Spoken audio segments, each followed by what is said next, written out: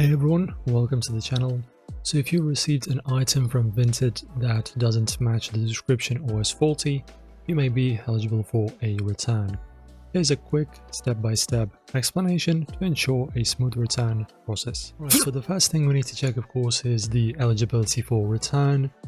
So Vinted allows returns only if the item is significantly different from the listing, it arrived damaged or defective, or you received the wrong item. If the issue is simply that you changed your mind, returns aren't usually possible unless the seller agrees. After that, you're free to report the issue, open the Vinted app or visit the website, go to your profile and tap on My Orders, select the item you want to return, tap I have an issue, and choose the reason for return. Upload clear photos showing the problem, very important. Okay guys, and the last two steps will be firstly, of course, waiting for Vinted's response.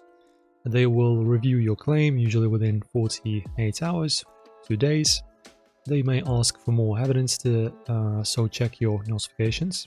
And then finally, if Vinted approves your return, you can receive a prepaid shipping label or instructions on how to send the item back. Pack the item securely and attach the label. Drop it off at the specified carrier location.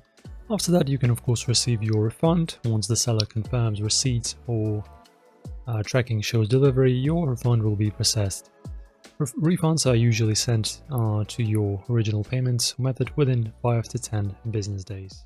And that's it. By following these steps, you can easily return the items that you desire.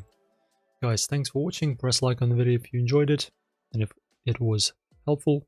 Thanks for watching. See you in the next one.